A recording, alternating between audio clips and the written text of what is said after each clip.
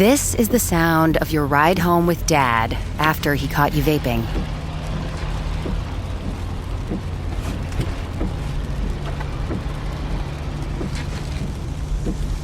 Awkward, isn't it? Most vapes contain seriously addictive levels of nicotine and disappointment. Know the real cost of vapes. Brought to you by the FDA.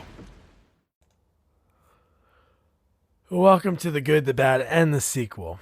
If I sound a little sad, if you're a listener to our show that has been listening for a while, one of my best friends for 30 plus years and frequent guest, Tom Kiczula,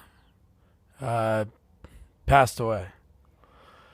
And I was talking to Jamie, and we were thinking about recording Halloween 3, and I kind of wanted to do it, but he was right to suggest this little tribute to my buddy Tom.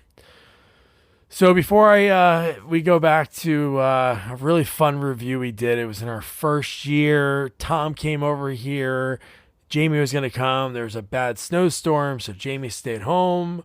Me and Tom recorded, and the mics were all jacked up, so we had to share a mic. So we were cheek to cheek talking about one of our favorite horror movies, me and Tom's Friday the 13th Part 8, Jason Takes Manhattan. While growing up, we did a lot of sleepovers, lots of horror movies. Man, we loved horror. And I remember watching USA Up All Night.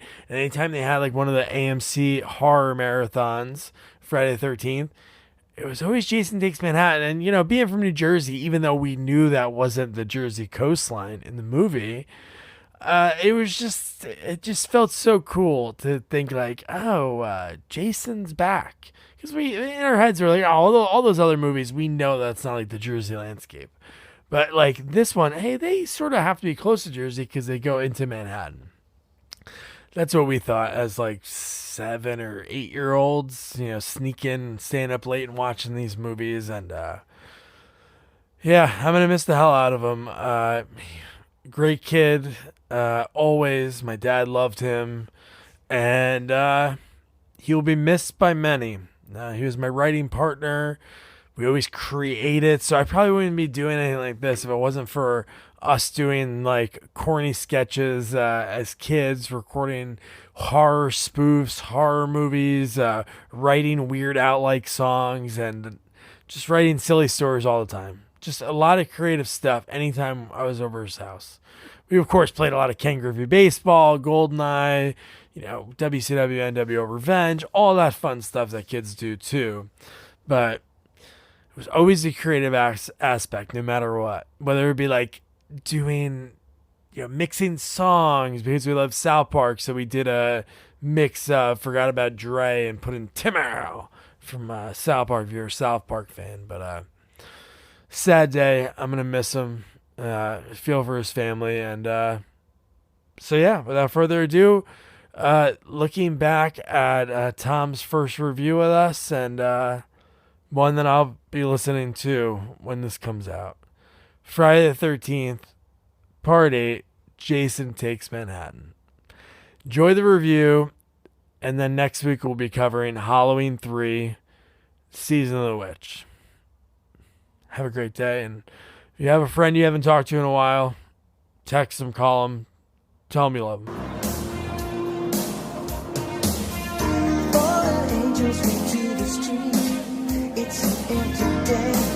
We are back, and this is the movie podcast where we're talking sequels, and we do it in two parts. The first, an interview with an actor or someone involved that made the film worth watching. And second, a discussion of the sequel, what they got right, what they got wrong, and how it could have been better. Really hope you enjoyed last week's interview with Michael Ben-Yair, who played JoJo in the movie that we're going to be covering today. And also his amazing stories about working with George Siegel or Henry Winkler. He was awesome. And this week's movie, I cannot wait to talk about because I saw this movie a lot as a kid, and our guest who we're going to introduce in a little bit, we watched it a lot, and it's a lot different than I remember. It's Jason Takes Manhattan.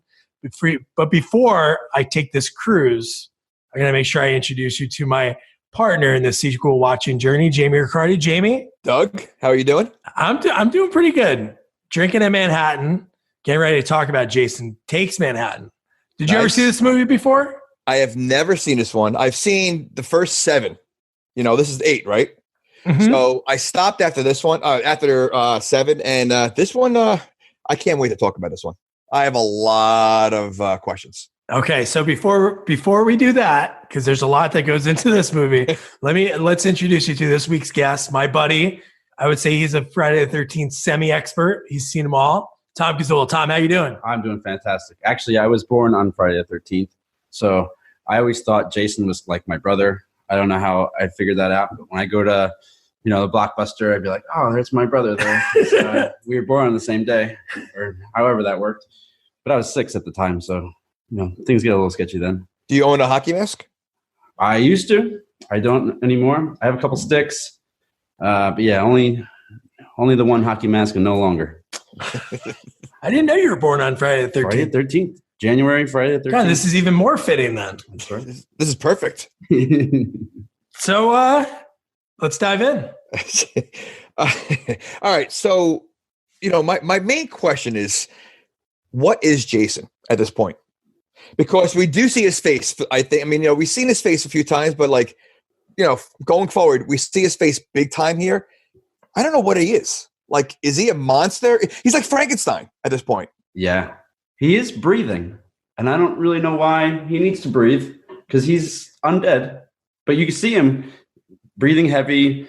You're hearing the noises coming out of the mask. So I guess he's alive. He's also thinking because he does a lot of hiding and he does a lot of trickery. This one, I would say not even trickery. He does a lot of snooping. Yeah, definitely a lot of creeping around. You're right. He's like you said it best. Like, what is he right now? In the end of the 7th one, obviously the telekinetic girl, she uses her powers, ties the chains around him onto the dock. Dock falls in the water. He drowns, but how can he drown? Because he gets brought back by a bolt of lightning in 6. So he shouldn't be breathing or anything. Well, that's where the Frankenstein comes in, because doesn't lightning also or electricity get him going again now? Yes, which there's a lot of parallels between, and I know you make comments during the last movie, Jaws 2. Yeah. The parallels after seeing this movie are insane. He gets brought to life by an electrical cable that's going through the lake, which we'll get into the whole lake. Is this a lake? We're going to get into that. But Jaws gets killed by an electrical cable. So there's a lot of parallels right there, but there's a lot more. Well, but that's why Frankenstein brings Frankenstein to life with electricity. Yeah. And Jason came back to life twice with electricity. Jason lives, and this one. So he's some kind of monster, I guess. I don't know. But he's able to think. That's the weird thing. He does think. Yeah, He has emotions. He does.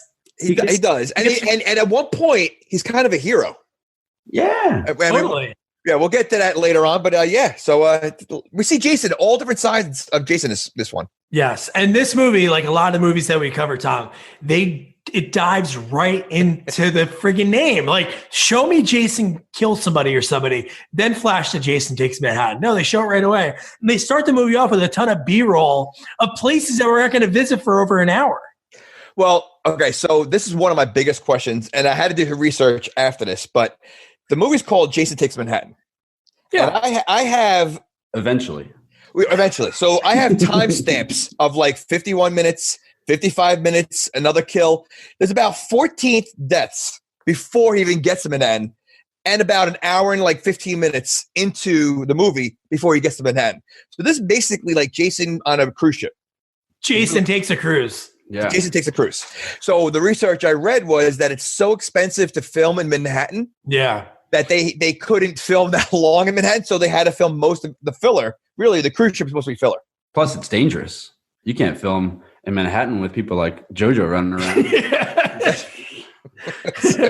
No, he wanted the writer. I watched an interview with him, and he wanted to film a kill at Madison Square Garden, Brooklyn Bridge. He wanted to hit all the spots. And they're like, no.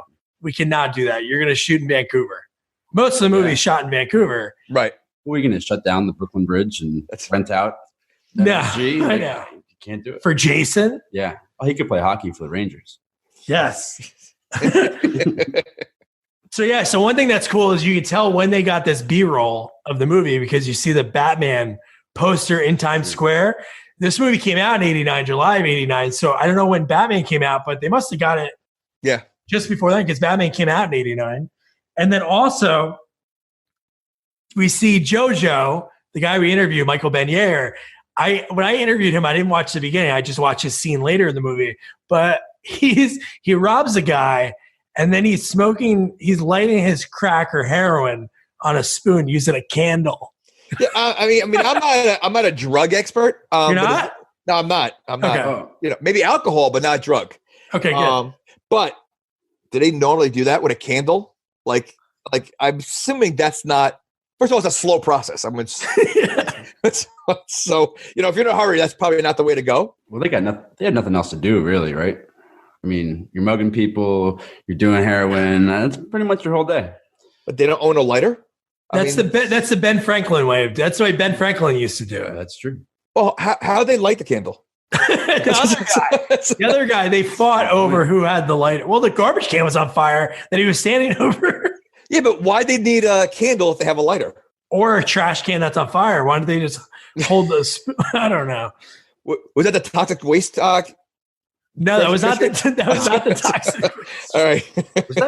That was real, right? That was real. Toxic waste? It was. From real New York, yeah. Yes. Well, back in the 80s, they filled a lot of the garbage cans with toxic waste. Yeah. It was just readily available.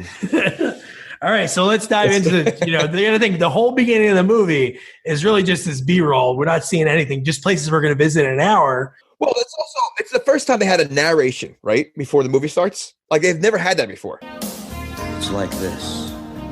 We live in claustrophobia, a land of steel and concrete, trapped by dark waters. There is no escape. Yeah. No, and it was like a voice that I should know. Yeah, who was it? I don't know. I looked up the name. It wasn't anybody I knew. He did Honda commercials also, I believe. Honda? Well, if he did, you know, you could be right. I have no idea. We'll go with that. The guy that narrated the beginning of Jason, he was on hard times, so he had to do this. Yeah. So now we're in Crystal Lake, and we have two teens on a really nice boat. Why would a nice boat like that be floating around that lake? Right? I mean, like it was like a yacht. It was a yacht. They're gonna be floating around a lake. Yeah, and it's a summer camp lake. Yeah. It's not like there's other houses on it. So this is where we get into the part that goes a little bit ahead. But the boat, how does that boat leave the lake? It's a lake. It's a lake. That's right. Well, how did it get in there, first of all? No, how to get in? How does it get out? Because later it's out. Yeah. So we got to talk about the first time we see Jason. We talked about it a little bit before. So you see Jason, he's just laying there. The guy's like hooking up with the girl. He's like, "Hey, I gotta throw the anchor down." Throws it down, goes back to hooking up with her. Big mistake. Yeah. And then electrocutes Jason. He has the electricity over him, and he comes alive. And don't forget, we had our first look at like 80s boob right away, you know. Yes, we did. You know, that was always nice to start off the movie. Always I wrote early boobs. Early boobs? Early boobs. Yeah, and it looked like the Crystal Lake looked like a swamp. You know, it looked like a swampy kind of, especially when you go underwater. Again, why would they be floating in there? I don't understand that. But yes, he throws the anchor down there. And before that, he tells the story of Jason to his girlfriend, correct? Yeah. And how does she not know about Jason? Right. Like she was clueless. Yeah, even everyone in Manhattan seemed to know who he was. But not this girl who was on Crystal Lake. She had no idea. And here's another thing that makes no sense. So I sent you, Jamie, a couple of weeks ago that there was like this theory that the seventh one took place in like 2001. But when he's telling the story, he says 30 years ago, this kid drowned here. So he drowned in like the late 50s, early 60s. So that's not true. So obviously this movie is set in the late 80s. Correct. So these killings just happened. Like he's still connected to that. You know, he's still underneath the boat. Right. Like, how does she not know? And they're graduating on Friday the 13th. We hear a little voiceover. You know what? I didn't even pay attention to that part. I didn't even know. But yes, but you're right. So the kills just happened, which means that Jason just died again recently, correct?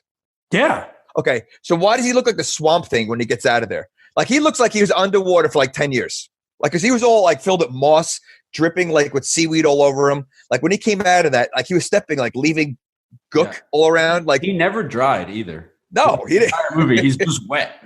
Yeah. He was soggy. And one thing that made me laugh, and I thought, because I usually watch movies with headphones on, and I pick up these weird lines or these weird sounds.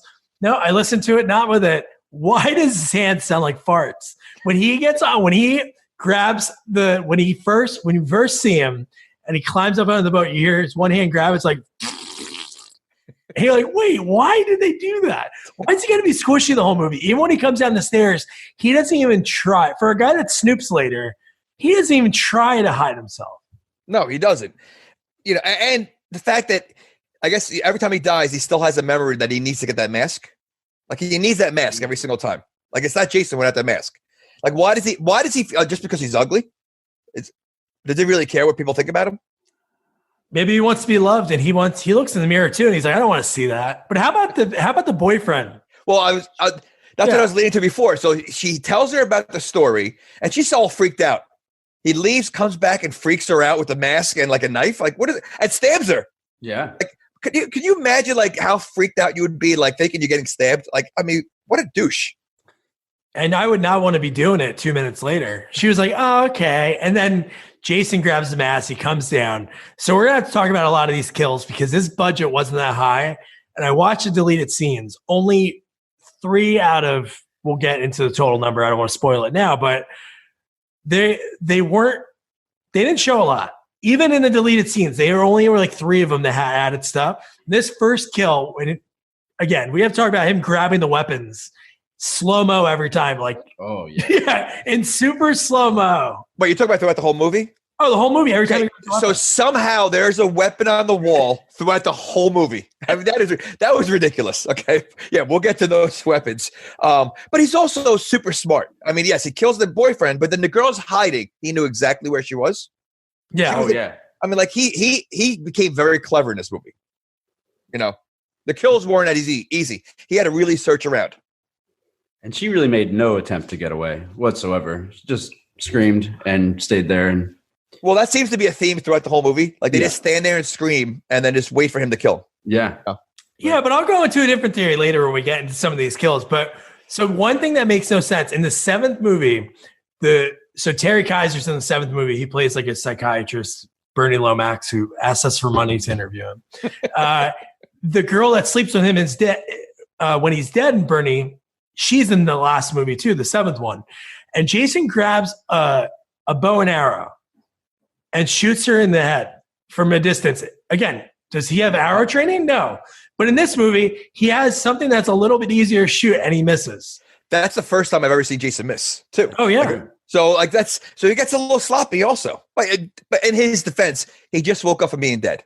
That is true. Yeah. So he's going to be a little rusty. And he's really wet. The water would do that. And yes, so maybe he slipped. It could be slippery. Yeah. So then he has the boyfriend across the wall. The girlfriend, climbs up, like Tom said. She hides in the hull of the boat, which is stupid. Just dive in the water. But yeah, when he kills the boyfriend and when he pulls out, he stabs him in the chest. And what he pulls out does not look like intestine. It looks like rubber snakes. Yeah, was that supposed to be his intestines? Yeah, I think so. I guess. But it looked like rope or something. Like, I don't know what it was. Yeah, it was so weird. It was so bad. That was bad. So that's kill 1. Kill 2, she just screams, and it's so slow when he's trying to stab her with the top of the what kind of gun was that? Harpoon gun? It was a harpoon. Just super slow harpoon gun, and it's like, all right. And then this is where the movie gets wild. Honestly, because where is this movie set? Where's this cruise coming from? Well, first of all, is that a cruise ship? Like, it is the dingiest looking, like wooden chair. Like it's look like a crappy cruise ship, and there's only 8 people on the whole cruise. I know. There's no one else, just the kids and the teachers. Like it was like, was that supposed to be a cruise ship or just a field trip or like what was it? There were a lot of people there for like one scene. I know. Yeah, there was a lot of people. There was there was a scene where they were having like a dance or something, and there was like a whole bunch of people, but then you don't see them the rest of the movie. Even when the ship gets there, like so they were. I must have missed that. So they were regular really people. Quick. Really? I guess they were students. Yeah, they were students. It was like a throwaway kind of thing. But one thing that one of the deleted scenes that for some reason they took out. If you remember the one guy that had like the white sweatshirt, the blonde guy, there was a backstory that he was like a world-class diver. So they deleted the scene when he's talking to the captain. He's like, "Hey, thanks, Captain, Mr. So-and-so, for letting us use your thing for free." So it's like a normal like vessel, but they're using it for, it's like one of those like, there's one that goes out of Perth Amboy in Jersey that you go to the city and back. So that's why I was asking, where is this coming from? Because that's not New Jersey skyline. I know obviously it's shot in Vancouver, Canada, but dude, there's no mountains like that on the coast. And it was super foggy. It's June. Like, it was like the weather was murky and cold. I thought they took clips from The Shining and they're like driving. Yes. I was like, where are these people? And you know what? I did write a note. It said the 80s had the lamest dancing because there was a dancing scene with them all dancing. But you know, they were students, I guess. So, but still though, okay, even if there's 20 students, you have a whole cruise ship for 20 people. Like, I know. I wrote, is this a grad cruise for 11 seniors? There are more, obviously. Like when we see the boxing scene, there's people watching, cheering it on. And then there's the people on the dance floor. But that's it. So at the most, maybe like 15. Right. And I mean, this is high school, but why did like a lot of the girls, even they look like they're in their 30s? Like the blonde chick looks like she's in her 30s. They were. There was only one person who was actually high school age. I forget who that was. The main girl. The main girl, right? Yeah, Jensen Daggett. She was actually 19. She was the only teenager. All of them were a lot older. Yeah, a lot older. Like, they didn't even try to make it look younger. Like, they were a lot older. So, and why the big storyline? I know it has to be on a ship, but why do we have to get this big story about like the kid not wanting to be a captain? Like his dad's like, "Yeah, you can do it. Set the course," and he does it. And he's like, "What's next? What are you forgetting?" And he's like, "You have to make sure you do the maritime signal." And then he just runs her away like a baby. Yeah, that was kind of pointless. And they show shuffleboard, skeet shooting. Yeah. So these kids are firing guns. They're firing guns, skeet shooting, and they have underground boxing. Kind of, it just didn't seem like a normal cruise ship. And then plus, don't forget, you had the creep steward or whatever he was. I know. You know, like. You're gonna have him hanging around a bunch of kids. I know. He's definitely on some list somewhere. You know, and then let's not forget the girl just playing guitar in the middle of nowhere. Yes. Just everywhere she goes, you know.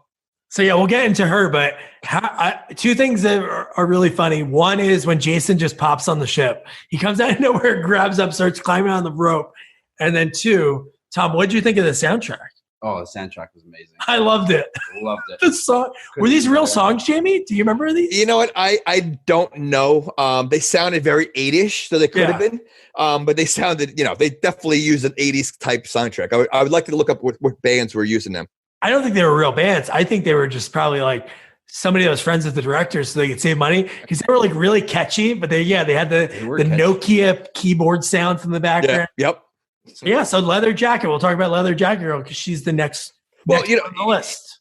I've never seen Jason climb either, ever.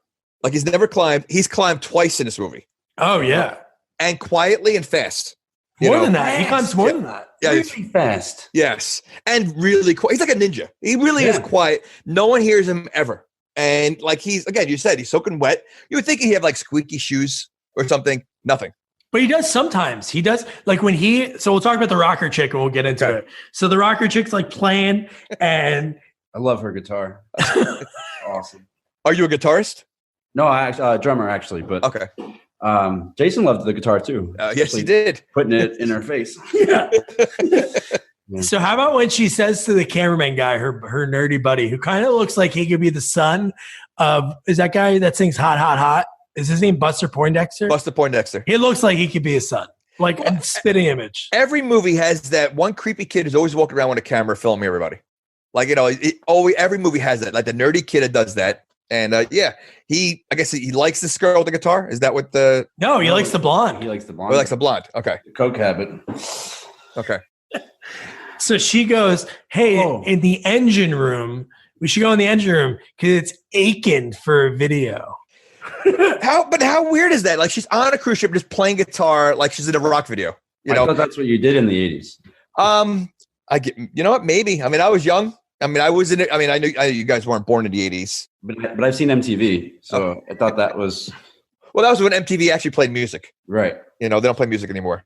But yeah, that was just ridiculous. And the fact that he killed her right away, like she's like one of the characters that actually stood out. And he dies like 5 minutes later. So here's where I'm going to jump into my theory, guys. Okay. So he sees her playing. She's just like, yeah, this engine room's awesome. She turns on her thing. She sounds like she's air guitaring. Honestly, she's playing the music loud, and she's not plugged into anything. No. So she's just air guitaring with it.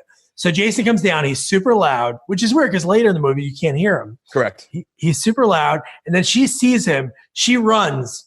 How the hell? That's why I think he's teleporting. Because how is he already down there? With the guitar. Yes. Yeah, you're right. And without making any noise. Because she ran. And now we've never seen Jason run ever.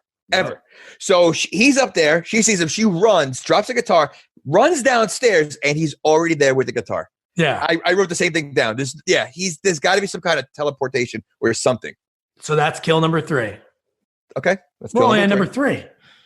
So then Uncle Charles we meet. He's one of the teachers, creepy uncle. I don't like the way he touches his niece. He's like the poor man's Ricardo Montalban. Yes. That's what he looked like. Yeah. He just looked just like him. And this guy must be in a bunch of movies because he was a big deal at the end because they did the end his name.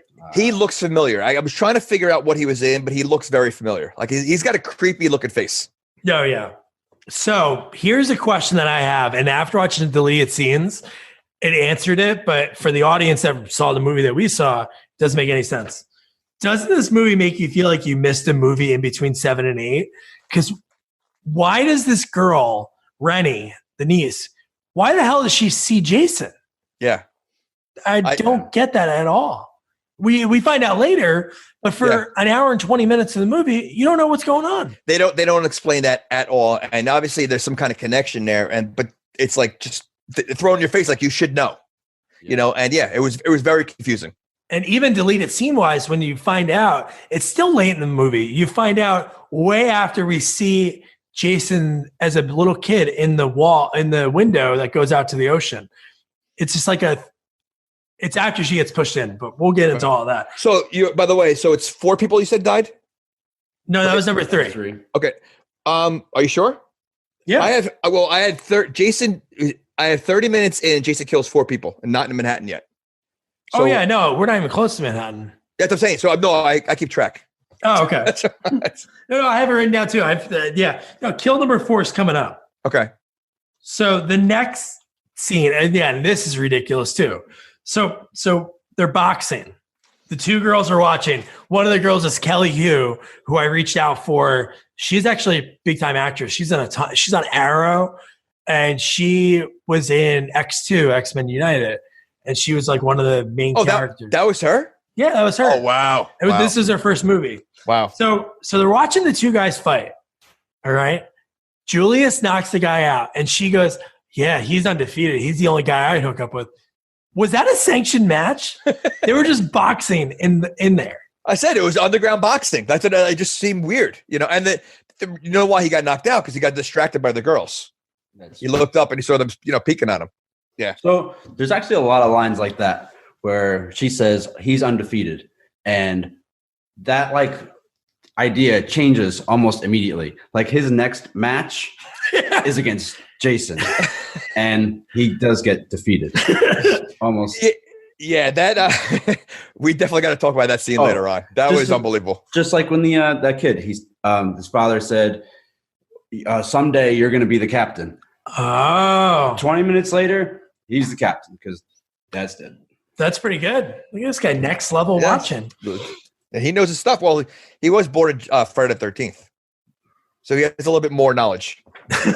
So one thing that I love is when the typical blonde white girl, she goes, "You want to do some coke?" And then when they cut to them doing it, her line is, "Nighttime is the right time." What the hell is that? Yeah, you can't do cocaine during the day. Well, people do cocaine during the day, but so that's the girl that gets annoyed at the other girl, right? The main girl, because she likes why was she mad? Why was she mad at her? Oh, because she didn't want to do the cocaine. Okay, you're right. So she walked in there. and lose her scholarship or something. So yeah, So she runs off. she was angry at her for not doing the cocaine. Yes. And then when she stumbled, and then when Jensen, Rennie, her dog runs away after she sees Jason in the window when Jason is peeping for the first time, the dog runs, and then she stumbles to them doing coke, and she's like, "Oh, what a narc!" And then she's like, "What a nerd." Oh, and then this is what makes no sense. Like, so there's a lot of movies about cocaine. Did you ever hear when you hear the line "want a hit"? That's like a weed thing. Correct. Like a cigarette or something. You don't say when they see Rennie, they're like, "Want a hit?" She's like, "No, I'm good." And then that's why they hate her because she doesn't want to do coke. And then that's. Are you a coke expert? I'm a Pepsi guy. Okay, that's nice. I like Mountain Dew. So, kill number 4. What was kill number 4? See, I'm one behind then because I thought there was 4 happened already. Wait, The sauna guy. Oh, geez. Okay. So he's in the sauna, the guy that Julius beat. Yes. And that was a rough way. that is a rough way to go. But when somebody's not talking for a few seconds when they walk in, don't you just lift the towel a little bit? He says, this is like a little bit of his dialogue. He goes, "Nice fight, Julius. Guess I got to work on my left-right combo." He goes, "Let's find those babes later." And then Jason grabs the rock, the hot rock, and shoves it into his stomach. And no one's around to hear any of these screams. Yeah. He screamed pretty loud. Yeah. Maybe the door closed. It's soundproof. So people want to scream in the sauna. I totally bypass this part. I remember, and now I remember he put it through his heart, like he put it through his chest, right? Yeah. But you know what? With this movie, they don't show a lot of graphic stuff outside of the boxer later on. I don't think. It's kind of tame compared to the other Friday the 13th. Wait, that was graphic. There was blood. The mannequin head falling off. Oh. No spoiler alerts. We'll talk about that later. But yeah, I feel like this movie was very tame. Again, maybe because of the budget. I don't know. It wasn't as graphic as the other ones. No, it wasn't at all. Because honestly, the deleted scenes that they probably had to take out because of rating wise, because they probably want to keep it. Too. Yeah, it's already 100-minute movie. Yeah, this is the longest one. Yeah. Oh, it is. Yeah. Oh, it makes sense. I have 4 pages. All right. So now this is where the girls want to not, I guess play a prank on the other girl, the goody good too, what kind of prank is that? Well, first of all, she barely touches her and she goes flying over the railing. Yes. Right? I mean, her prank is trying to kill her because she knows she's afraid of water. Isn't that kind of And apparently she can't swim. She can't swim. And, one of the lines first of all, is that her mom on the boat? No, teacher, Miss Van Usen. Okay. Because I got confused with the principal, the teacher, because they all seemed very close to her. Yeah, it was just her favorite student. In the beginning of the movie, she gave her the Stephen King pen. Which I was confused about because Stephen King always wrote with black barrel pencils, not pens. Oh. So I saw that detail. Next level. Being funny. Nice. So the girl gets thrown over. The teacher is just standing there, not helping at all. You would think someone would dive in after her. She can't swim until that one guy comes over and gets her. Then I wrote down this line, which was ridiculous, but she goes, "I can't swim." She goes, "Ever think about getting lessons?" I know. I mean, really, that's what she wants to hear right now. She almost drowned. You ever think about getting lessons? When somebody rams the car in front of them, they almost die in a car accident. Do you ever think about hitting the brake? What? Oh my gosh. So where are we now? Oh my God, dude. Well, this is where Jason steals the rope. The girl, there's the next, is it the next scene? Well, she has a vision. Doesn't the girl have the vision of Jason again? Oh, yeah. So when she gets knocked off, when she goes into the room, again, we don't know the connection between her and Jason. She's washing her hand. Blood comes through, which is not it doesn't seem like it's an illusion. Right. And then she looks in the mirror and it's baby Jason again. And it's just, again, we don't know. As the audience, we're in the dark. Why is she seeing this? Yep. Man, his face got freakier and freakier every time they showed little kid Jason. His eyes go up higher. They used a lot of different kids. I guess. But wasn't she wearing a robe, the girl? Yeah. And she's trying to escape, and Jason grabbed the robe, and she ran away with nothing on. Jason took the robe off her. Oh no, you're talking about the blonde. The blonde. Oh yeah. Yes. So no, we'll jump to that. So the blonde, that's the next one on here. Okay. So the best is when the principal, or the teacher, he goes, you better have when he catches them doing the coke, he's like, are you doing drugs? And Kelly Hu's like, would I do drugs? I'm a biology. She's like, I'm going to school for biology. Why would I do drugs? So then he goes, you better have your project in there in 15 minutes, which they're graduating. This is a graduation cruise. What happens? Like what if she doesn't have it done? She already graduated. That made no sense. And then the fact that she's like, oh, my parents are out of town. He's like, you better still have it. Of course she still has to have it done. But so then. Oh, this is where she sets them up. There's a scene where she sets them up. Yes. Yeah. Oh, and there was another one line that came out of that one. He tells her, if you don't have that project ready, you're never getting off this boat. And whoa, these are good. She never got off that boat. Do you think he's in cahoots with Jason? Maybe. Paid him off. I mean, that's a threat that he kept. That's true. Now, how for a second? So he goes into the room. She's showing the biology project. She has champagne. Yeah. A robe. And dude, when she opens that up and she has all the markings, I don't know what her project was. Guessing it wasn't that. It was anatomy. Why that's frowned upon, like for like a class grade? You've never done something like that? I have not. No. Oh, okay. No, I have not. But when he went in and he started kissing her, he was kind of. I really thought he was going to give in. I'm like, dude, is this about to happen right now? He did not fight it at all in the beginning. No. And Nerd Boy with the camera, he is in cahoots with the girl, the blonde girl. Yeah. He's filming it, and then it's like the uncle didn't even see it, but he's like, "Oh, get off me! We can't be doing this. We can't be doing this." And then the line that Tom just said, and then the guy shows the tape. Yep. And then the nerdy kid thinks he's going to get lucky. And she's like, get the hell out of here. And then when he leaves with the champagne, and he even says his own name. I forgot what was his name in this movie? Wayne. The nerd kid? Yeah. Wayne. He goes, yeah, Wayne, you idiot. Wayne's World. Yeah. Oh, shit, dude. That was already on SNL by then. Yeah. Yeah. Oh, my God, dude. It's like a mix of him and Garth. Pretty much. You know what? Yeah, I didn't think about the that. Wayne look with the Garth glasses. Yeah, yeah. Wow. Yeah, we're next level here.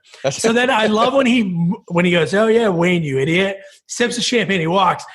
Jason is waiting in the next room. He never waits at creeps. I mean, he's really like took it to a whole different level. He was creeping on this whole time. He was watched. He was going to watch the principal and the girl get it on. So here's what we have to get into. So he opens the door. He peeps in. All right, the first door. She's getting out of her quick shower, and then there's a goof in the movie because she's completely dry after she's out of the shower because they filmed it probably hours later and didn't think about that. So she hears the door, looks out, sees him. She closes the door. So he's all dainty about opening the first door. With the second door, and I have to admit, I watched this twice. I jumped both times. She's like, pads her ear to the door. He punches it through. And I gotta say, this is kill 5. This is my favorite so far. Very creative. Okay. Punching the glass, grabbing the piece of glass. And a little foreshadowing moment back to the cocaine. Remember, she drops her mirror. Wow. And the cocaine breaks all over the floor. Now, when it's her time to die, smash that mirror again. And we go right after her with the shard. My mind's exploding right now. Woo, interesting. I thought the writers were bad, but they just needed a writer. You know what? Maybe this is the best Jason. I don't know. It might be the best. It was the worst graphics, I guess, but maybe the best writing. Wow. That's pretty good writing. Now that we're getting there. Is there more of these? Oh, yeah, they're coming up. Oh, my God. Some more metaphors. This is fun.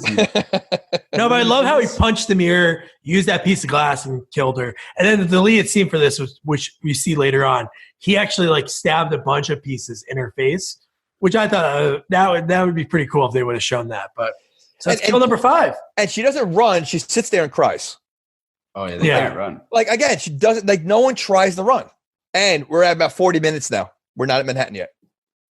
And she didn't know. Do you think she knew it was Jason?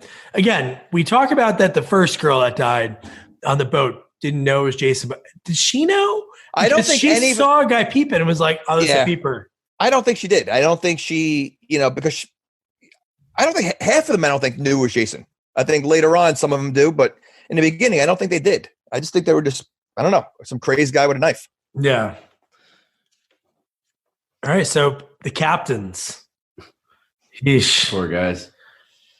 I didn't like the foreshadowing with him asking, "Hey, so how old's your kid now?" 19 months. I'm like, So he's standing there. He's like, "You take the ship for a little bit. I'm going to go down, check on the engine or something." Yeah, and then Jason comes. I'll be right back. And then Jason walks up, and I don't know. He's slow. What is he slow grab? What is that? Is that another harpoon? Whatever's on the wall. I mean, somehow that whole cruise ship has weapons that he can use. And I think it was a harpoon. I think it was like a small harpoon. It was smaller than the other one. Well, yeah, he stabs him in the back from like the front shot. You're looking in. He kills him. The other guy walks in, the Sean's father, and he goes, "Oh no!" And then, God, why did they have to use slow-mo? It was so slow to use the throat slash. Jason comes behind him and finds a machete. Yeah, where was that? In the kitchen. You keep those on boats. In the kitchen, on the wall. Yeah, slashes his throat. So yeah, those are 6 and 7. Wait, wasn't there a scene when they walked by, I thought, a kitchen and he saw the machete on the wall? That's later. It's another weapon he grabs off the wall. Yeah. All right.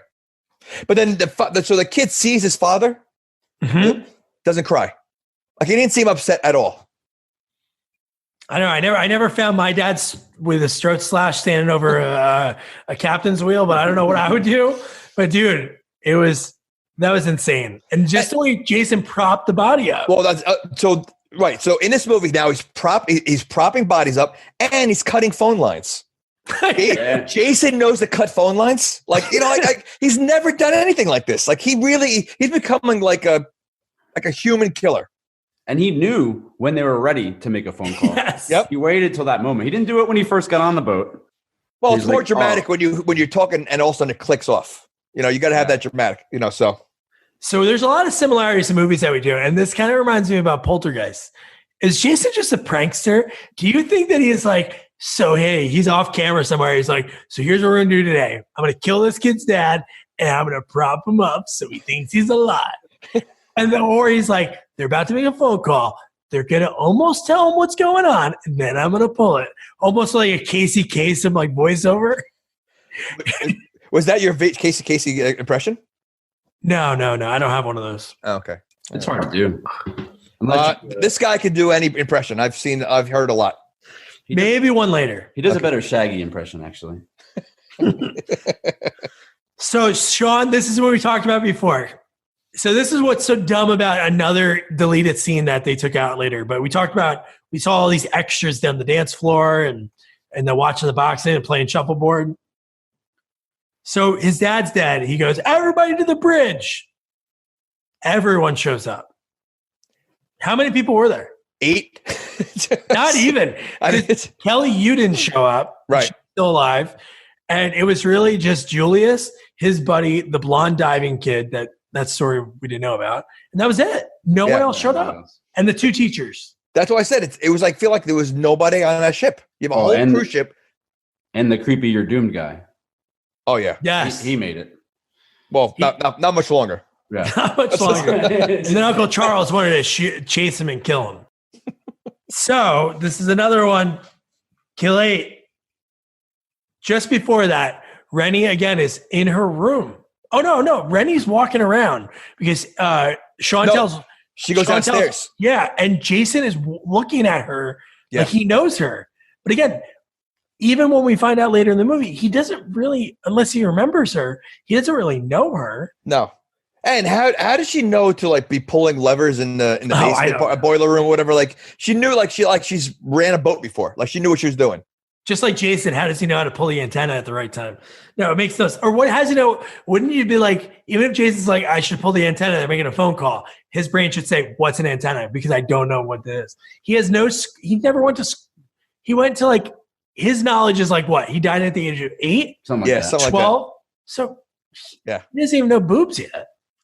Oh, he's seen plenty of Oh boobs. no, he's seen plenty of boobs throughout the series. But he doesn't know what they are, probably. I think you know what boobs are when you're 8 years old. That's true. So then Kelly Yu, she goes into the room. She sees her friend dead. And I love the goo from the door that gets punched in. So there's like goo dripping from Jason. So she runs to the dance floor. First of all, how low is that ceiling and how small was that floor? Like, it looked like it was like a weird, but how dramatic was that scene? Like they so slow. She spun around how many times looking around for somebody? Like, it was like they dragged that part out so long. And he's teleported again. You did. Because he's bouncing around the whole room. Not only that, she runs in there. There's an open door. She runs in there, but every other door is locked. Yeah. Did he plan that? Like, that's what I mean. Is he a prankster? He knew she would go in there. One way out. It's like an ant trap. Yep. She knew how to get in, but she couldn't get out. And because she's running from him, she stands in one spot and just keeps turning around, looking around. Just stands. Doesn't try to move. She just stands there. I mean, that's what you do when a bear's attacking you. So maybe she was going for that. Just stay still. And this is the 8th movie. This is the first movie that Jason strangles someone. And that was a pretty cool kill, too. He's strangling her, and then just in a far shot, tosses her lifeless body. Yeah. Well, he had a little Darth Vader in him, I think, this movie, because you could hear him breathing heavy. Like you said, you mentioned that before, Tom. And then he's got the strength of Darth Vader, like throwing people around. So I think he's got a little Darth Vader in him. He's kind of a machine. He's kind of a monster. Yeah, no, he was rebuilt. He has to be. Yeah. So now all the kids are divvying up weapons. This is the 8th death? That was number 8. Okay, it's 49 minutes into the movie. Not in Manhattan yet. And there's still a lot more. There's still a lot more that happened. So when they're divvying up the weapons, like Julius is like so tough. He's like, I'm gonna kill this motherfucker. And he gets everyone together. Uncle Charles, the teacher's like, no, you can't do that. And he's like, school's out. McCullough. So they're going over weapons. And this is really funny because obviously we know Julius is a boxer. We've seen the movie Jamie never saw it before, but prior. So we know what happens later on. But when they're divvying up the weapons and everybody's grabbing different things, they're like, Julius, so what are you going to take? And it's like a long pause, and you're thinking he's like, I'm going to use my fist. I thought he was going to say that. I totally thought, these are my weapons right here. I thought he was going to say something like that. And he says, nothing but this gun. Well, I like how the camera guy is still holding the camera with one hand and using a weapon in the other hand. Like, at what point do you put the camera down? I'm sure it was very expensive. You can't just leave something like that behind. That is true. So now we have to talk about, this is the first non-Jason kill. And this is pretty rough. He's walking there with the camera, the nerdy kid. Steam somehow randomly shoots out, knocks his glasses off. Sees somebody walks up, blasts him in the chest. And then the only way he can see is through the lens of the camera. Notice he kills like a random ship hen. I think it was the guy that the blonde and the Kelly Yu were like checking out earlier in the movie. Gets blasted in the chest. And then I love this part, dude. When Jason, you just see his feet come into focus. Oh, yeah. Well, they try to make it look like what he was seeing because he couldn't see. It really wasn't that blurry. I mean, it was blurry, but you can still make out. Like, they should have made it a lot more blurry than it was. Like, they try to say, like, this is what this kid's looking like. Yeah. But he still could see. So the fact that he shot that kid, well, that's what you get for holding one, weapon in one hand and camera in the other hand. Yeah. I mean, they really pulled the Scooby-Doo on that, too. Like, Velma loses her glasses. Come on. Don't rip off Hanna-Barbera. That's when the writing kind of fell apart. Oh, this is where it fell apart? Right, when, you have missing glasses moment. Okay. So then the nerdy guy, he sees Jason. Jason slaps the camera out, and then he tosses him. He runs a little bit, and he runs into his rocker best friend who's dead. She's just laying there with blood on her head, and then he just tosses him into the electrical. We just talked about that in Jaws. Yep. Now, just like hitting electrical, and you like fry like the guy in Tango and Cash. So it's like he just starts shaking. Everything starts going on the ship. Fire starts. Now, what number are we on? Well, that was kill 9. That's a non-Jason kill. We still count it. And now we're on kill 10. Is this the one with the axe? The axe guy climbing the? Yes, this is where teleporting at its finest. Is even though he teleported already. Yep. there's just so much teleporting going on here. And then again, he's a good climber. I mean, he's climbing a mast now. He's a big dude, Jason, and he climbs so quickly up that. The guy. First of all, when anytime you're climbing somewhere high, you're not going to make it. There's no place to go. Why was he climbing up there? Higher ground so he could jump up. Yeah, I don't know. That was just a bad move. Yeah, I know. I hated that he swung the axe at him. Jason grabbed the axe and he runs. Clearly, he runs away. Like he's almost on a different level than where Jason is. And then he climbs up and Jason's already there. Pulls him down and the axe flies, almost hits Julius in the foot. Yep. And then he sees his buddy dead. He goes through the antenna that Jason pulled apart earlier. And then when Jason runs into Julius, you're like, oh, it's about to go down. We're going to see something cool. I don't know why they wrote this in. He throws Julius off, throws him off the boat, and then you're like, oh. Well, I was thinking, and then you don't see him. So I'm like, all right, he can't swim. The token guy can't swim. So, and you don't. I thought he was dead. Like they don't show him again, right? I mean, it took him a while before you see Julius again. Yeah, it's like a good 10 minutes, and then again, Jason. Right after that, he finds Rennie again. Is peeping in a room again. This is like and she's in a room a lot. I know her uncle told her to stay in the room, but he goes through the glass window, grabs her. She grabs, the Stephen King pen. Yeah. That's what she had handy. I'm sorry, the non-Stephen King pen. Stabs him in the eye, and then he starts bleeding. Yeah. How is he bleeding? How is he bleeding? I mean, I guess he's breathing. Now he's bleeding. But I couldn't imagine him having any more blood in his body anyway. That was pretty absurd. And here's the part you were talking about before, Jamie. So when they're walking into the kitchen, where again, the teacher later in the movie, not too much later, she says, oh, all the people are in the restaurant. I told them wait in the restaurant. The restaurant's gone. That's what Sean says. There's nobody in there. Yep. So Mr. McCullough, Uncle Charles, he walks around. They showed the knife. Then when he goes around it, the knife's gone. But Jason didn't grab that. The wacky deckhand guy grabbed that. And then when he comes around the corner, the next part, when he tries to stab Uncle Charles, he misses. Then we see him later. He has the knife, and then he just falls on the ground. He has the axe in his back that the other guy had earlier in the movie. So that's kill 11. So what time are we at on your timestamp? I think I was behind one death. So I think we're at 55 minutes. All right. No Manhattan yet. No, but we are on the lifeboat.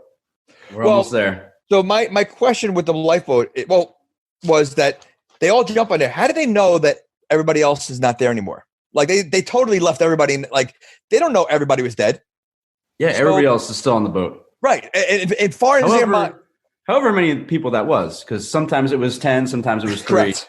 We don't know. But they're all still on the boat. But even his students, like he didn't know the black guy was missing. He didn't know the blonde hair. Like, the principal or whatever, the uncle, didn't know who was still left on the boat, but he totally left him there and just jumped in there. Whoever's near him at that time jumped on the life vest. I feel like he just kind of left his students behind. Well, he is a bad dude. He's not a captain that goes down with the ship at all. No, well, that's obvious. But yeah, I was surprised that he just left everybody. But yeah, he only thought about himself. Yeah, they're all ready to go. They're getting ready to, and then Julius climbs on. They do like the POV of him. Yep. And you're like, is that Jason in the water? It's Julius. He's alive. And then the boat scene when they're on the lifeboat. Oh my gosh! What? That's the one guy wasn't even. I know it's so bad, but Sean wasn't even paddling. It was so weird. It was just that scene. All you see is fog and the boat. That was horrible. That was such a horrible looking scene. Talking about like budget at the lowest. That looked like it was filmed in like a sauna. Like it really filled with, and it was like nothing. It was just horrible. That was a horrible looking scene. Where are we now in water terms? Are we like on the Hudson? Or? I'm guessing in the Atlantic Ocean. Oh, so this is what I wanted to talk about before, and it kind of fits now. So just before they're getting ready to go on the cruise ship, that crazy deckhand guy sees the rich boat just start coming in. They're on a river. They must be on a river at that point to feed out to the Atlantic Ocean. But how the hell did that boat get out of Crystal Lake into there?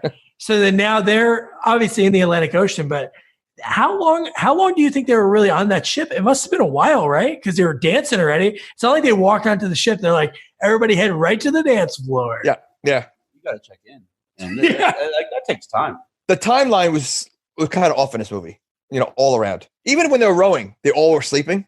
I know. And how long were they rowing for that they all fell asleep? First of all, your adrenaline's going. You've been chased by a monster, and you're going to be calm enough to fall asleep right away. Like I wouldn't be calm until I landed on land. Like I'd be nervous, But yeah. So we're finally in New York City. We see the Statue of Liberty, and they're really too excited, too happy. 1 hour and 4 minutes. Wow. And that might not even be New York. That could be New Jersey, depending on where. Yes, true. So then that's the only part of New York we see, because the rest of the scene, the rest of the movie is pretty much shot in Vancouver minus like one scene. Well, so then they are they on land yet? You're at. Well, no, yeah, they get on land. Okay. So they're ready to start walking. Yeah. One of the first lines they say is, "Must be a payphone here somewhere." It's 1980s. There's payphones in every corner. There must be a phone here somewhere. But how does Jason get there? He's a fast swimmer. He walked. Oh, he walked. Underwater. Still breathing. Underwater. He swims faster than he walks. I mean, was he was he holding onto the boat? Like, how did he get there? Like, that would have been good if they showed his hand the whole time, and he's just like, "All right, I'll just go for the ride." Maybe he was pushing the boat. Maybe. Well, they were sleeping, so it's possible. Maybe on his bucket list, he's like, "I always wanted to kill in Manhattan." So he's like pushing. Yeah, he's helping them out. Although he did seem out of breath when he got out, because he was breathing very heavy, Jason, when he got out of the water. So, yeah. And how about the uncle? Shouldn't he be happy he's alive? The first thing he says is like, "Some captain you are. What a place to dock a boat." It's like, dude, you were just on a ship that was burnt. You're out of the ocean. You're on land. Like, get it together. Yeah. And I like when Jason looked up at the Eastern Hockey League sign, and there was his mask. And then he perfectly had to turn for it, take a selfie. Yeah. Now, is he meeting the people on the street yet? Yes, we're meeting JoJo. So they're walking down the street, just walking down the alley, and we see JoJo and his buddy. And they're getting ready to rob. And honestly, only Sean was ready to do something. The uncle was like basically like, "Here, take my niece." Yeah, I was going to say, he really did nothing. Yeah. He did nothing. He just stood there while they took him. Yeah, Sean seemed like he was ready to go after him. I mean, yeah. And we almost had our first really sad kill because the guy tried to shoot the dog. Yeah. Dude, he wanted to shoot the dog. So I was like, "Whoa, dude, okay. This is not cool." So then JoJo, Michael Benyea, who we interviewed with the bandana, him and his Asian buddy, maybe? Yeah, something like that. Into the alleyway, and the first thing they think is to shoot her up with heroin. And there was rape in this movie almost. Very close. Yeah. Very This close. is probably the first time, too, that there are scarier people than Jason in a Friday the 13th movie. Yeah, Jason's going to hack you up, but he's not going to drug you up. Yeah. He's not going to rape you either. He'll spy on you. But, Yeah. but yeah, that was pretty freaky. And then this is the first time we've ever seen Jason be like a hero. I don't know if he meant to be a hero but yeah. No one else does that. Michael Myers, Chucky, they don't save. Yeah. Freddy? No. Jason he's a man of the people. He is. I love when the kill was so corny. He grabs the heroin needle, shoves it through the guy's back, and then it like wiggles around the front of it. It just looks so bad. But the best was JoJo.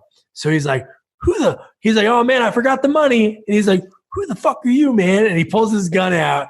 And Michael Benyea laughed about this because he wasn't like he knew Friday the 13th. But he even said, he's like, "I told the director, like, why would I walk closer to him after I'm shooting him and he's not falling down?" And I told him, I was like, that's like a trope in horror movies. It's like people run upstairs and they should run out the front door. But even he said that, which was pretty funny.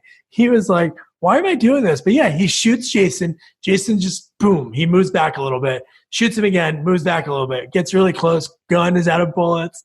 And then Jason, really quick, throws his head into a bullet. He's dead. That wouldn't kill him.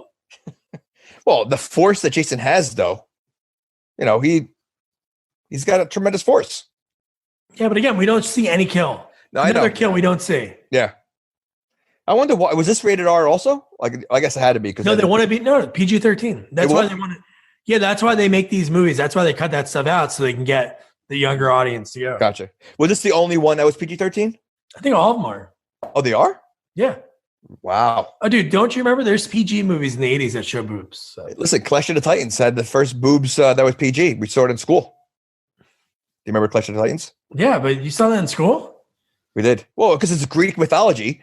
But the first scene, the woman's sitting there, I think with the baby in her hands, and I remember that. And they showed it, and of course, everybody in school was like, "Woo!" So I have to ask, right after that, was there a lot of boys that raised their hands to use the restroom?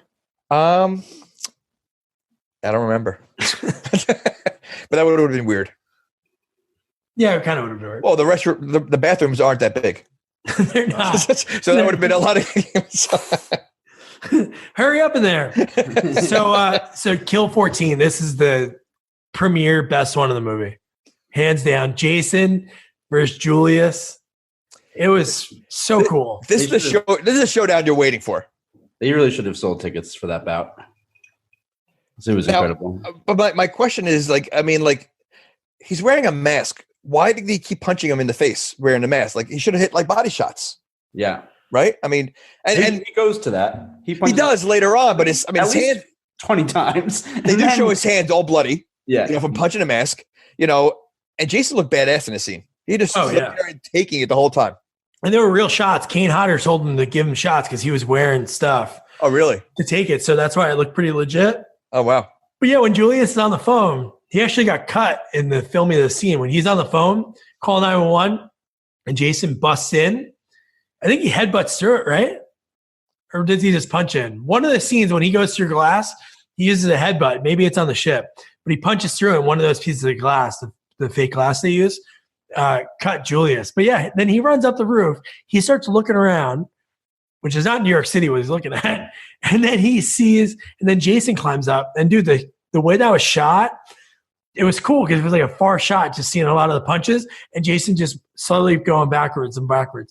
And he punched him for like a minute and 21 seconds. Well, you think he's going to maybe knock him off the building or something like that. Like, Jason kept walking backwards. He wasn't seeing behind him. So he's like, all right, how's this going to go? And yeah, but listen, Jason's smart. He was making him get tired. That's what the great boxers do. That's what they do. Rocky did it.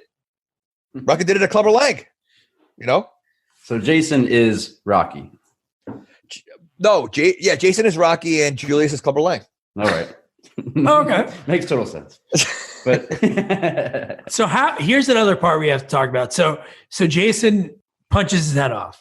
And it looks so bad, mannequin head. Even the punch that he throws is like a really weird hook that knocks the head off. It rolls down the roof, hits the dumpster lid that's open like a backboard, falls in, lid closes.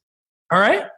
So you're going to tell me that Jason dumpster dove, grabbed that, threw that into a police car? Real fast, too. He's playing game. He's playing with the people he's killing. The whole movie, he's been playing games with them. So it's a setup. Yeah, he's got the brain of an 8-year-old, right? He does. So he's just playing, mischief games. Oh, he is. He's playing hide and go seek with that. Yeah. So then the uncle finds a cop, and the cop has the gun ready, almost shoots Mrs. Van Heusen. He tells her to freeze. Yeah. Wouldn't he know, like, hey, there's this crazy, really big guy that's killing people, which the uncle doesn't believe it still. So then they all get in the cop car. I love that. They all get in the cop car. The girl's doped up on heroin. And Jason comes, grabs the cop, throws him in the alley. Again, we don't know how he dies. Right. He's not using a weapon. Maybe he strangles him with the radio. They don't really show it. I mean, it's hard to, yeah. So the girl who's on heroin gets in the front seat, and Jason's standing on the road, which I don't know, why is he standing so far away? The alley was right next to the car. She runs him over once, right? And then runs him over twice. And then she drives away. Now, the uncle, he's like yelling at her, Brittany, what are you doing? Slow down.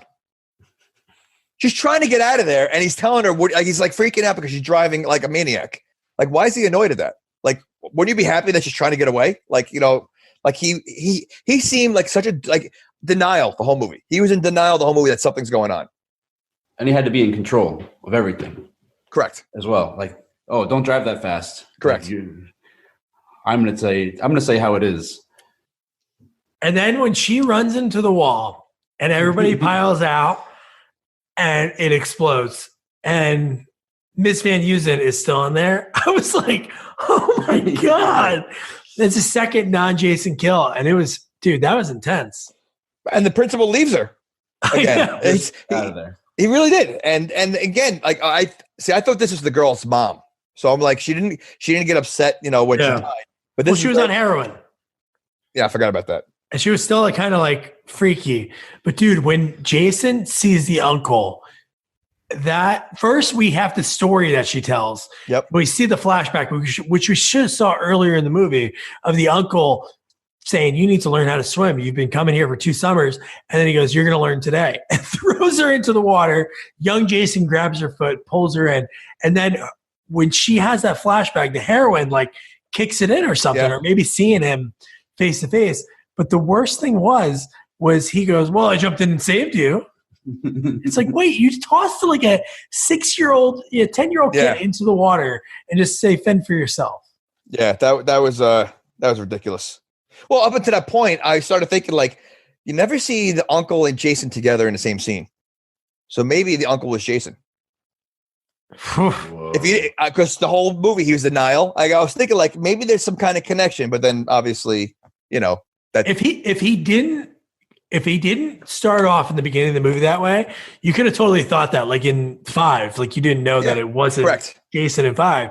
Correct. Yeah, if he wasn't like electrocuted alive, you could have probably thought that if he was just wearing like a normal outfit and not soaking wet. Because why would he be in denial the whole movie? Yeah. I mean, and then it was like, even when the girl got taken, like he didn't seem concerned like by the 2 gang members. Like he didn't seem concerned. Like he just seemed like so like focused on just what he wanted to do. Just, I don't know. Didn't make sense, but yeah. So now all the truth comes in now and she knows exactly what her uncle did. And then he sees Jason. Yeah. Finally. He runs again, another teleporting. He runs into a building. Jason's still in the street. Well, first of all, he really wasn't running. I know. He was moving. I mean, maybe that's his way of running. He was running so slow. Like, there was definitely no, I don't know. He wasn't putting a lot of effort into it. But yes, he goes in the building. It's what, like second, goes upstairs. Floor. Yeah. And then in seconds he gets thrown out. How? How is Jason already there? Unless there's more than one Jason. Oh. I don't know. If there's a Scream, then I would think of it. So maybe there's clones? Jason maybe. Clones? Okay. Interesting. So trash can. You mean toxic waste can? Toxic waste can. What is that doing in the middle of Manhattan? It's the 80s in Manhattan. I thought it was everywhere. I forgot about that. Yeah, That's how the Teenage Mutant Ninja Turtles were created. Oh. All right. Secret of the ooze. So the uncle dies. This is kill 17. This is Jason's 17, huh? Yeah, kill total 17. Right. This is Jason's 15th. 15th, yeah. And so now the girl is just sitting on a couch outside in a dark alley. Yeah, and then Sean comes up and they start kissing.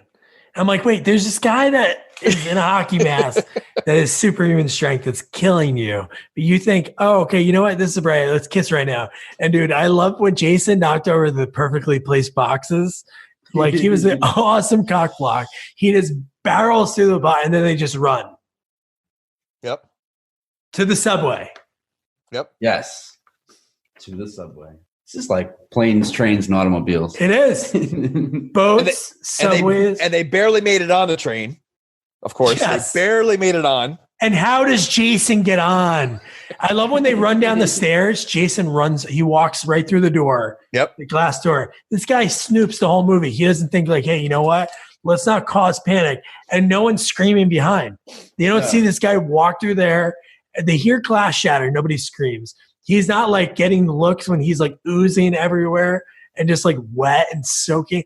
And they barely make it onto the subway car and he's on there already. He teleports. Well, you've been on the subway, right? Like creepy people walking down the aisle, maybe oozing. That's just normal every day. That is New York. I definitely understand that. But he couldn't have got there that fast. No, that's true. They were flying down the thing. I know he's quick in this one, but he definitely has to teleport. Yeah, at least like at Crystal Lake, I mean, it's all in one area. You know, Yes. here he's gone from the middle of the ocean. Well, he's gone from Crystal Lake to the middle of the ocean to Manhattan to a train, like ridiculous. Like I don't think they're not using the same Jason speed that he used in the other movies. So he gets shot.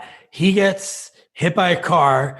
But the thing that really puts him in distraction, so they pull the emergency brake. No one else falls, but it's almost like Kane Hodder, who played Jason. He had to like dive back because it looked so bad. And then, dude, Sean tackles Jason. Jason pops off the train. He tackles Sean tackles Jason onto the track. He's electrocuted. He's just laying there.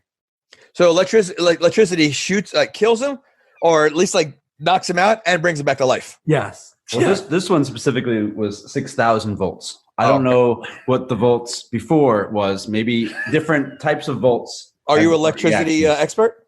I'm not. That's why I'm not sure which voltage creates life versus death. I did watch The Electric Company as a kid. I don't know if that counts. Probably not. You know who was on that, right? What famous actor was on there? Who? Morgan Freeman. Look at that. He was on that. Lawrence Fishburne was on Pee Wee Herman. Yeah.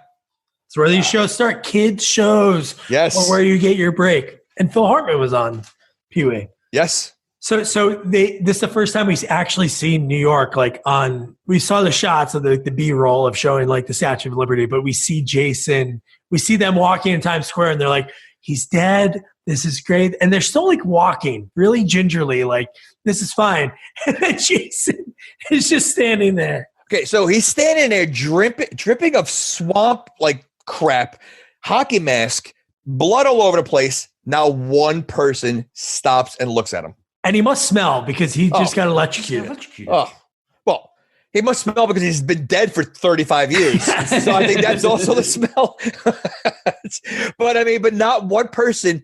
And then again, it is New York City. So I guess you're not sure, what you're going to see in New York City. But now one person would seem concerned. And Jason's a hero for the second time. Because I'm sure passerbys didn't like to hear that stupid boombox, whatever music was coming out of that. And you had the punk gang members. Jason kicks it. Like, he's just so pissed. He's like, I didn't want to get electrocuted twice today. And he kicks it. And the guy says, you're dead meat, slime bag. Then Jason just shows him his face. And they all run. See, I thought they were going to do like a, what's it called? Crocodile Dundee thing.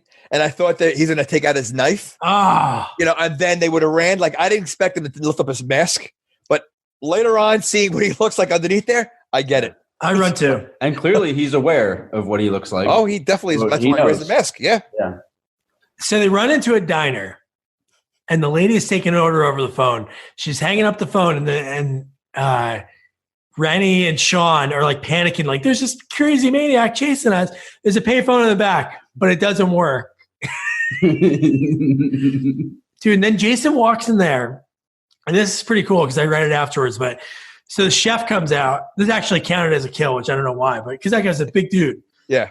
Jason grabs this guy, throws him into the glass mirror. The guy falls on the ground, and he's dead. But that guy, for that movie, they used him as a Jason stand-in, and he actually played Jason in the newest Jason that came out. Oh, really? Like, you mean the remake that came out like 2009? Yeah. Yeah. Oh, really? Yeah. Interesting. Pretty cool. Yeah. So that was kill 17, 16? 18. 18. So that was kill number 18. Total. There's Jason's 16th kill. Because we had the two non-Jason kills. Correct. So they hop into the sewers. Which I don't think I've ever seen a manhole just sitting up like that. Ever. Right? Unless the turtles. They might have knocked it. They might have left it open by accident. Yeah. Gotcha. It's hard to get that pizza box through the years. That'd be cool if they would have went through there and they're like, hey, what's up, dude? Well, you know why manholes are round, right? Oh, why? Because they can't fall in. Because if you're square, you could angle it like sort of angles and it would fall in. But round is round all around, so they can't fall down. Where'd you learn that? What? Where do you know that? I did some manhole studying when I was in college. You hang out in sewers sometimes? I do. I know the turtles personally. Nice. Nice. But it doesn't. But it also explains why it's sitting up. Like, I've danger wise, I've never seen a manhole ever out of place like that. Yeah, and just that she knew to look for it. Yeah. So let's go here. It was like under like a homeless like boxes and dirty. Sorry, there wasn't like, like the toxic waste bucket over there. So they go into the sewers. Yeah. How far ahead are they from Jason right now? That Jason knew to look down the sewer. Well, he teleports, so he has a tracking device on them or something. I was going to say maybe there is a tracking device. Okay.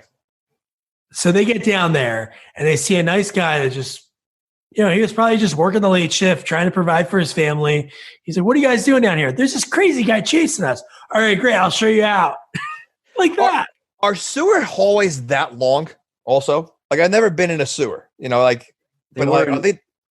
in Ghostbusters. They were that long also? Yeah. And I guess it goes from street to street, I guess, just the length of the street. But that just seemed like awfully long. Like, if you get stuck somewhere, like, I don't know. But I like this kill. This is a cool kill because it was kind of like a Hitchcock noir because Jason comes again out of nowhere, tackles Sean, grabs the utility worker, and they just show a shadow, and he's like, "Ah!" Again, not trying to move away. Then he just gets whacked in the head with the wrench, and then the real blood spatters onto the wall through his helmet. Through his helmet. Yeah. And he definitely used teleportation down there because they were way ahead of him. Yeah. And those hallways are so long. How do you get ahead of them like that? So this is where the movie got really bad. This right here. This part. Yes. Yeah. This was the part right here. I mean, the rest of the movie was like A+ perfect. Oscar worthy. Yes, but this part is where it ruined the whole movie. Oscar the Grouch worthy. So when he shows his face, what? It was like a bad Skeletor. I was just saying like a combination of E.T. and Skeletor. It looked so bad. And there was a deleted scene that they took out, which was even worse. It was him as a kid inside the mouth of that. But I read something so gross. When he vomits the water when the water starts coming? Dude, that Kane Hodder drank like 3 pitchers of water just to really vomit. Oh, jeez. That's disgusting. Yeah, he vomited on spot. Yeah, but that's method acting. But like his face though, like it looked like it didn't move. Like it looked like it was a hard like mask or something. It was just they could have done a lot better job on that. Yeah, that was Bush League. I didn't like that. No, because it could have been better. And again, how does he drown? He's already dead. So the water coming, shouldn't he just like wash off somewhere? And he was living in a lake for how many years? Yeah. I know. Water you would think would be like the last thing that would have hurt him. Yeah, and then he turns into a little kid. Yeah. He turns into a little kid. And what do? They leave the little kid. And that's what I understand. Wouldn't it be like maybe they save him and then he's still alive or something? That made no sense to me. Yeah. Like why they showed him as a little kid. Did Sean see that? Yeah, I don't know. What was that in her mind, or maybe he didn't turn to a kid? Because they didn't look like he didn't look like he just saw someone just change from a creepy adult to a kid. So maybe it was just in her mind. And Jason dying caused a lightning storm because there was a lightning storm above Manhattan. Well, Jason alive caused is lightning. So maybe there's again going back to his face though. Like I think we've only seen his face like one other time. Might have been like in the second or third one. That's a disappointment because everybody wants to see what's behind the mask. Like you want to see what's there, and that to me that's like the big reveal. Like how do you not have something better than that? That was like really poor planning.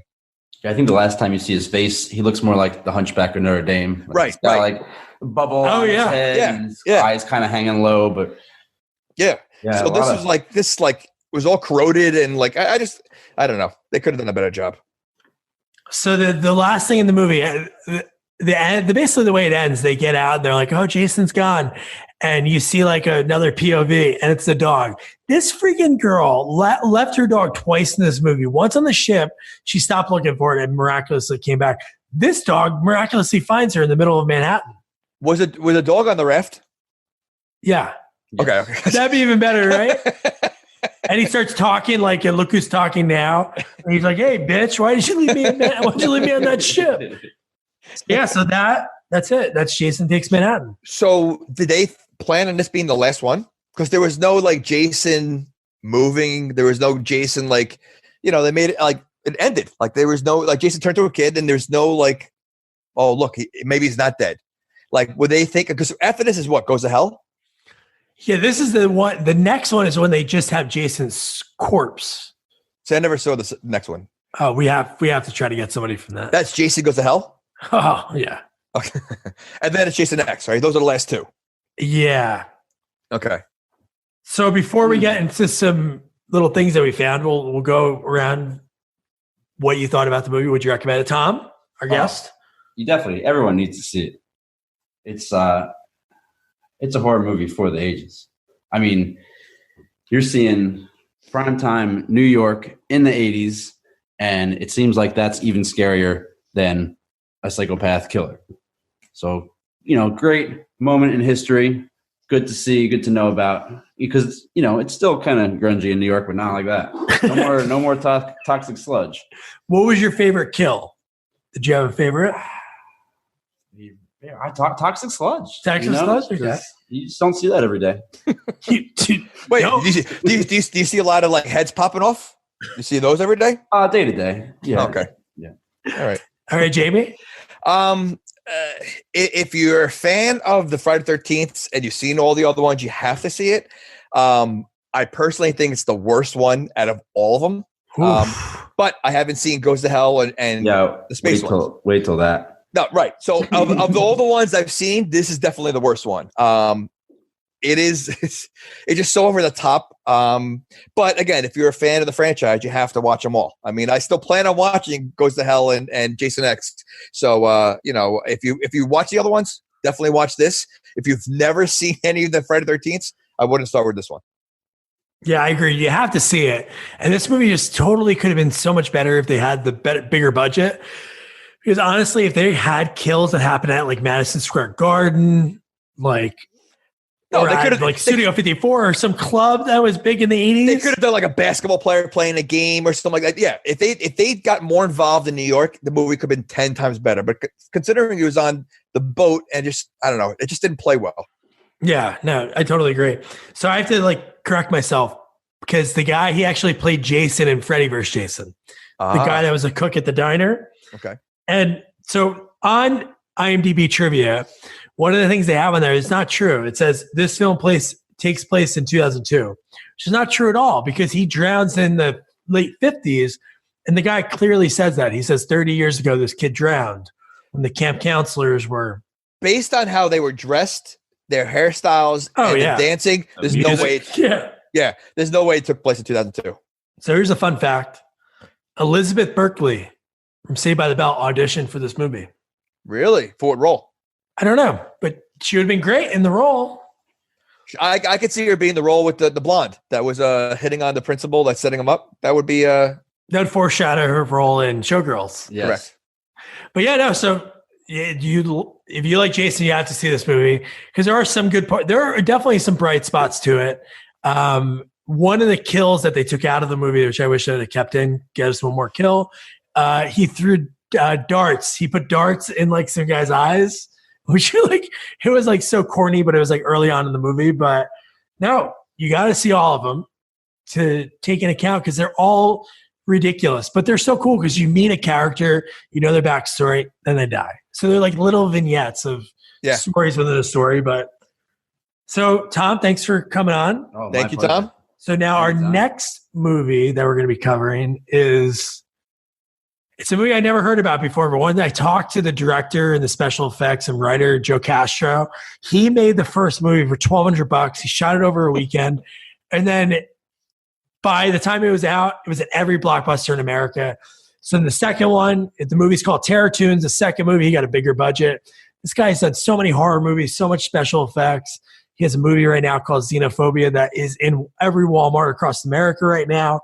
And he made a movie that has the record in Guinness Book Worlds for the most kills, 157 kills all in one movie. It's insane. I know. So yeah, next week, that's going to be the interview on Monday. And then on Thursday is going to be our review of Terror Tunes 2, which is available on Amazon Prime. Don't forget to review, rate, share our podcast. Follow us on all social media at Sequels Only. Good night. Good night.